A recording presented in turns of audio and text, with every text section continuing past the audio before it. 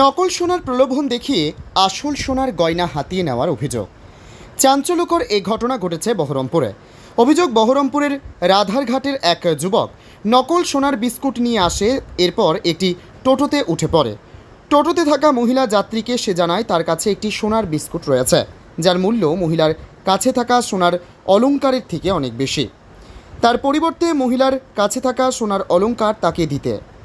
বাড়িতে ছেলে অসুস্থ, টাকা প্রয়োজন, কিন্তু সোনার বিস্কুট দোকানে কোথায় বিক্রি করতে হবে সে জানে না। তার নকল সোনার বিস্কুটের পরিবর্তে মহিলার কাছে থাকা সোনার অলংকার দাবি করে ওই যুবক। এভাবেই দিনের পর দিন ছিনতাই করে আসছে। আজ হাতে নাতে এই যুবককে পাকড়াও করে স্থানীয় বাসিন্দারা। বহরমপুর পৌরসভার সামনে আটকে রাখা হয়, পরে পুলিশ তাকে আটক করে নিয়ে যায়। কি হয়েছিল? ঘটনাটা হয়েছিল বলতে গেলে আপনার সাড়ে আটটা থেকে 9:45 সময় আমাদের এখানটায় এই সমবায় গেটের সামনে আপনার একটা টোটোতে মানে লোক যাচ্ছিল। দুটো মহিলা ছিল, আমি যে দেখলাম, একটা বাচ্চা, টোটোওয়ালা আর একটা ছেলে। তো টোটো থেকে আপনার একটা ওই কাপড়ে বাঁধা একটা জিনিস পড়ে যায় এখানটায়। আমি এখানে দাঁড়িয়ে আছি, যে ওই টোটোওয়ালা টোটো থামিয়ে আপনার ওই জিনিসটাকে তোলার পর আবার টোটোতে চলে যায়। আমার সন্দেহ হলো, আমি আবার এখান থেকে গাড়িটাকে, যেহেতু হাজার টোটো, আমি ফলো করে ওই লালদিঘির এটে দিয়ে ভিতর দিয়ে ওকে আমি পৌরসভার সামনে ধরলাম। টোটোওয়ালাকে ধরার পর দেখছি সব হয়ে গেছে। আমি ওকে ধরলাম, টোটোওয়ালাকে থামালাম, লোকজন জমে গেছিলো পৌরসভার সামনে, একদম পৌরসভার গেটের সামনে।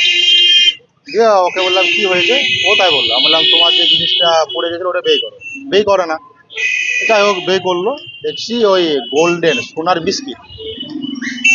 বিস্কিট ওই কাপড়ে ভরা ছিল, এবং ওই সোনার বিস্কিটটা ওই মহিলাগুলোকে বলেছে যে আমার বাড়িতে আমার মেয়ে অসুস্থ, তো আপনারা এই সোনার বিস্কিটটা নেন, 14-15 ভরি একটা যাই হোক হবে, আর আপনাদের গলার চেনগুলো দেন। ওরা যাই হোক ওরা বলেছে তাহলে আপনি সোনার দোকানে যান।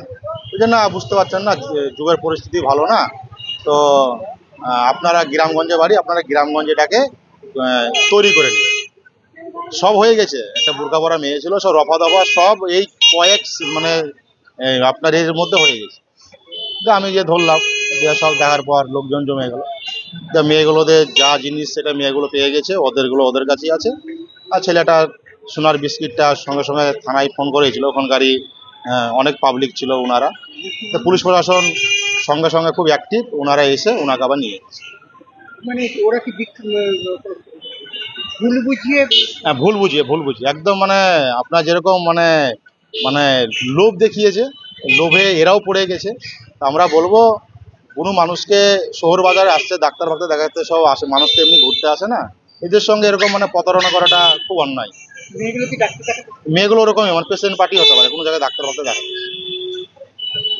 ওর বাড়ি কোথায় মেয়েগুলো? মেয়েগুলো বাড়ি জানি না, ছেলেটার বাড়ি রাধারঘাট, বহরমপুর রাধারঘাটে ছেলেটার বাড়ি।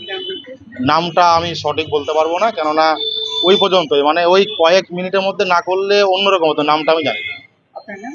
আমার নাম আজিজুল শেখ, আমি স্বেচ্ছাসেবী সংগঠনে কাজ করি।